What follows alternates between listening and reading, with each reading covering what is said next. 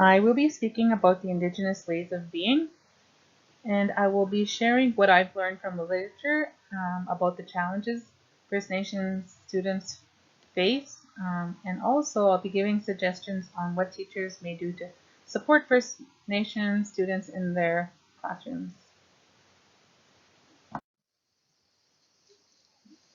So the first is non-interference and emotional restraint.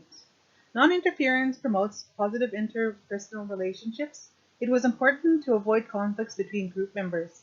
It was important to maintain group unity and cohesiveness. There was an avoidance to one-up one another.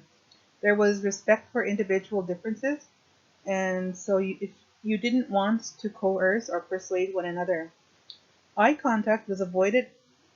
It was seen as a sign of respect and to demonstrate sincerity and also to avoid getting into one another's mental space.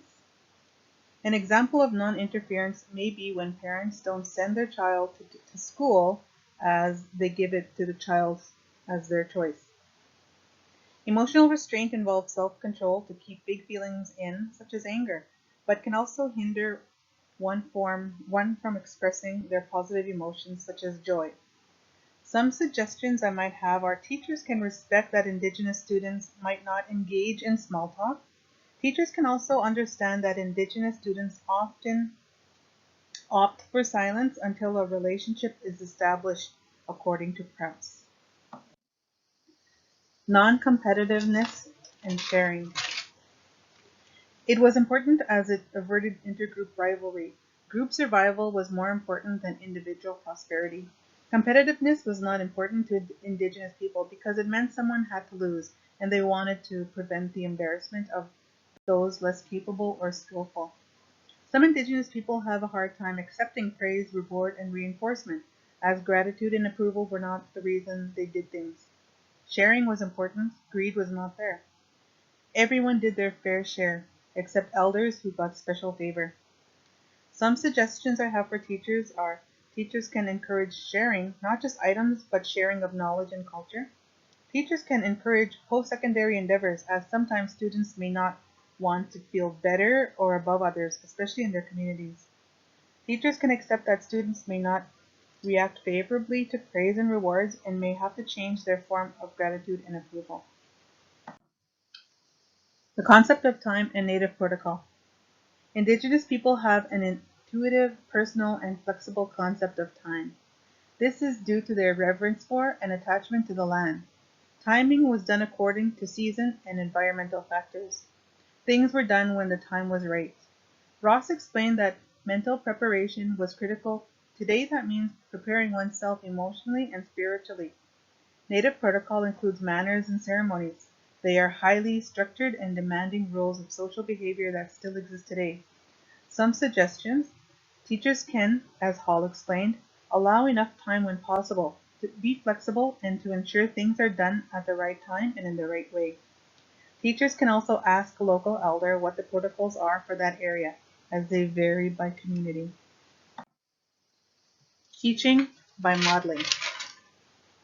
Indigenous teaching has been by modeling, by showing the child rather than telling.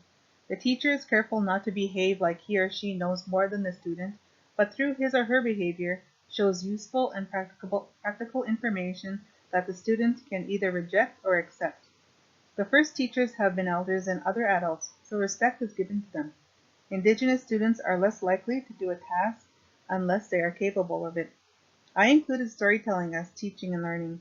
Sharing stories is one way to become known to each other, as it's a time for deep listening, learning about local context, and also making space for differences, as Hall explained. Some suggestions are teachers can model, use hands-on and visual learning styles. Teachers can help build confidence and mastery in the student and avoid putting them on the spot before they feel ready. Teachers can make space for storytelling. These are more suggestions in moving forward to support FNMI students. Teachers can consider the spirit for inner work. Lefebvre used Bloom's taxonomy and included another spiritual aspect and turned it into like a medicine wheel. Teachers can keep that sense of connectedness and relationality, no one left by themselves, and everyone feeling valued. Teachers can allow Indigenous ways of being as knowledge that is credible and legitimate. Teachers can manifest and use knowledge to create a better society and become better humans. By this I mean we can learn, but don't just keep it as just learning, actually use this knowledge to make things better. Teachers can help reclaim, restore, renew, and regenerate these Indigenous knowledges that are still within Indigenous communities. And teachers can create dialogues because, as Hanekyu points out, very rarely do we ask Indigenous people how they cope with conflicting demands that come from living in multi-dimensional worlds. My reflections are on conducting the literature scan. I didn't find too many articles on this topic of Indigenous ways of being, but what I did found were very interesting. Prowse concluded that intercultural miscommunication and misinterpretation is problematic and negatively defines the Aboriginal experience. On the impact of my findings, our differences can be easily seen as a negative looking through someone else's lens, but I feel hopeful that others will learn and move forward with new understanding. That concludes my presentation on Indigenous ways of being. There are more to this list that I didn't get into during this PowerPoint. Here's a list of my references, and I hope you enjoyed. Thank you.